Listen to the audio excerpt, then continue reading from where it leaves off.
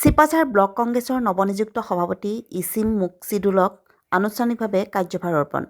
শনিবাৰে চিপাঝাৰ সাহিত্য সভা ভৱনত দৰং জিলা কংগ্ৰেছৰ সভানেত্ৰী ৰিজুমণি তালুকদাৰৰ সভাপতিত্বত এখনি গুৰুত্বপূৰ্ণ সভা অনুষ্ঠিত হয়। এই সভাখনতে আগন্তুক ২৬ৰ বিধানসভা নিৰ্বাচনত চিপাঝাৰ বিধানসভা সমষ্টিৰ পৰা কংগ্ৰেছ দলৰ প্ৰাৰ্থী জয়ী কৰোৱাৰ সংকল্প গ্ৰহণ কৰে সকলোৱে। তিনিবাৰকৈ চিপাঝাৰ সমষ্টিৰ বিধায়ক হিচাপে কাৰ্যনিৰ্বাহ কৰা প্ৰাক্তন বিধায়ক বীৰেন্দ্ৰ শইকীয়াই দলীয় কাৰ্যকৰ্তাৰ আগত ভাষণ ৰাখি সকলোকে আগন্তুক নিৰ্বাচনলৈ সাজু হ'বলৈ আহ্বান জনায়।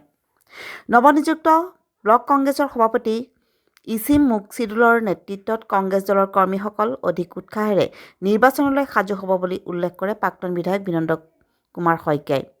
প্ৰায় ৩০ শতাধিক কংগ্ৰেছ দলৰ কৰ্মীৰ দ্বাৰা অনুষ্ঠিত হোৱা সভাখনত ব্লক কংগ্ৰেছৰ নৱনিযুক্ত সভাপতি ইছিম মুকছিদুলে নিজৰ ভাষণ প্ৰসংগত যুৱচামৰ ভোটাৰক আকৰ্ষণ কৰাৰ কথা উল্লেখ কৰে।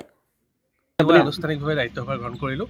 অসম প্ৰদেশ কংগ্ৰেছ কমিটিৰ সভাপতি গৌৰৱ গগৈ ডাঙৰীয়াই চিপাঝাৰ ব্লক কংগ্ৰেছৰ সভাপতি হিচাপে মোক নিযুক্তি দিছিলে। যোৱা 13 তাৰিখে মই অফিচিয়েলি যিখন এপইণ্টমেণ্ট সেইখন পাইছিলোঁ আৰু আজি আনুষ্ঠানিকভাৱে চিপাঝাৰ ব্লক কংগ্ৰেছৰ তৰফৰ পৰা আদৰণি আৰু কাৰ্যভাৰ গ্ৰহণৰ যিখন আজি সভা আছিলে এই সভাখনত মই আনুষ্ঠানিকভাৱে দায়িত্ব অৰ্পণ কৰিলোঁ।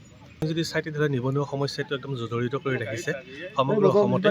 কাৰণ মুখ্যমন্ত্ৰীকে আদি কৰি প্ৰধানমন্ত্ৰীয়েও কৈছিল যে 2 কোটিকৈ চাকৰি দিম বুলি কেনে, মুখ্যমন্ত্ৰীয়েও কৈছিলে 1 লাখকৈ বছৰি দিম বুলি। গতিকে 5 বছৰতো 5 লাখ চাকৰি নিদিলে।